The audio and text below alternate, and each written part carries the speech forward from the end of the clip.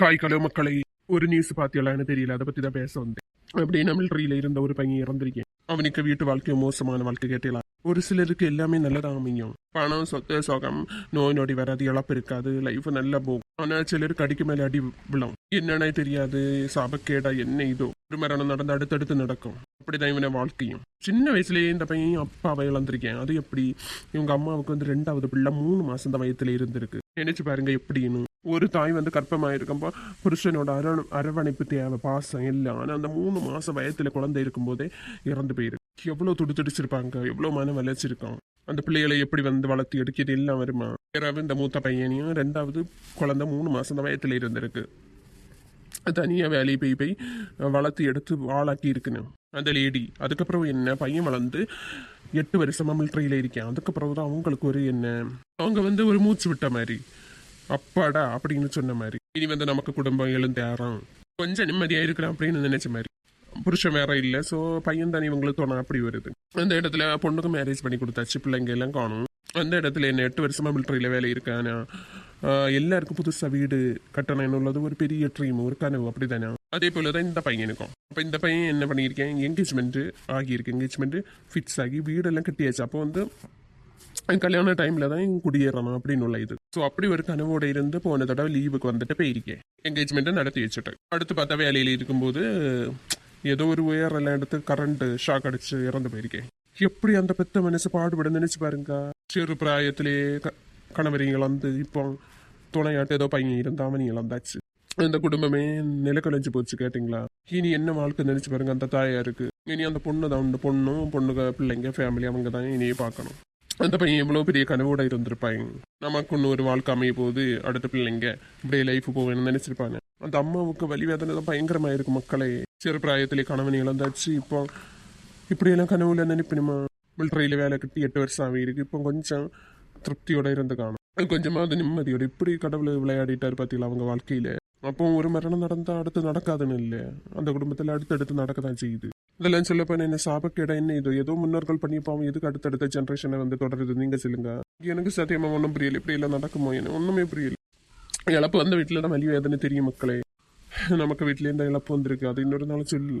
So இப்படி சொல்லுவோம், நமக்கு வீட்லயே வந்த இழப்பு அப்படிதான் 4ஆம் தலைமுறை. அதுக்கு 1, 2, 3 தலைமுறை எல்லாம் ஃபுல்லு இதே மாதிரி இழப்பு அதே மாதிரி நாங்கள் 4 தலைமுறை எங்களுக்கு இழப்பு.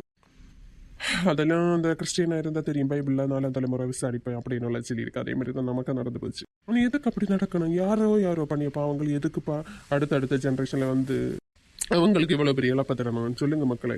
அடுத்தடுத்து ஒரு குடும்பத்திலே மரணங்களும், அடுத்தடுத்து கஷ்டங்களும், நோய் நொடிகளும் இப்படியெல்லாம் தொடர்ந்து வரப்ப என்னத்த வாழ்க்கை அப்படின்னு இருக்கும். சில நேரம் சில பேர் கடவுள் இருக்காருன்னு கூட நினைச்சு தோணும், அப்படிதான் நடக்கும்.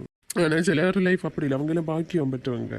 பணம் இதுலேயும் குறைவு இருக்காது, வேலை வாய்ப்பு இருக்கும், பின்ன இழப்பு இருக்காது, லைஃப் அவ்வளோ ஸ்மூத்தாக நல்லா ஓடும். அதுக்குன்னு நமக்கு பொறாமையும் ஒன்றும் இல்லை, நல்லா இருக்கட்டும். ஆனால் கஷ்டங்கள் எதுக்கு எப்பவுமே வந்துட்டு இருக்கு.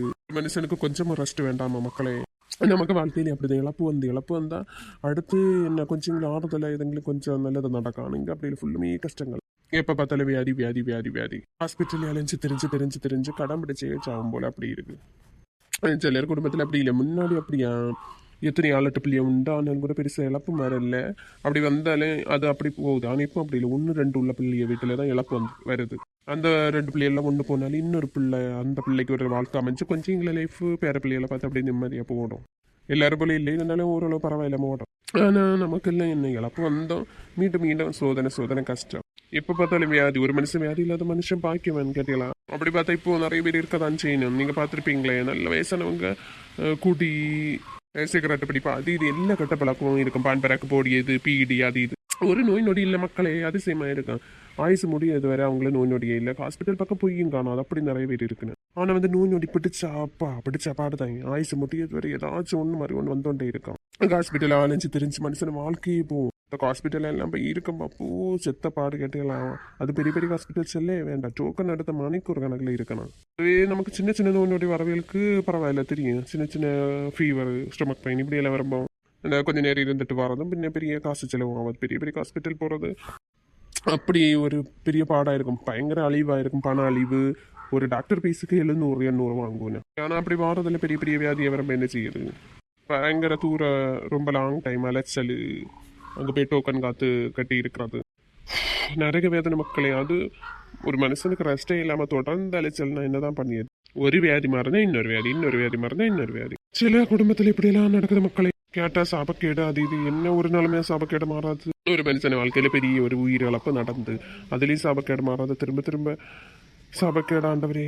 அதே போலதான் பாவம் இந்த குடும்பத்துல இந்த மரணத்தால வந்தவனே.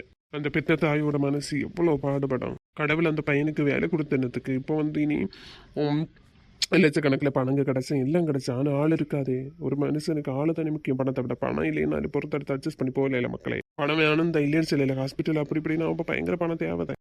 அதனால ஃபர்ஸ்ட் நமக்கு ஆளு தானே எப்பா தேவை. இனி அந்த குடும்பத்துக்கு நிறைய லட்சக்கணக்கு கிட்டாம், வேலை வாய்ப்பு கிட்டலாம், இதெல்லாம் உண்டான ஆள் இல்லையே. ஆள் இல்லாததுல பெரிய ஒரு இதாக இருக்கு.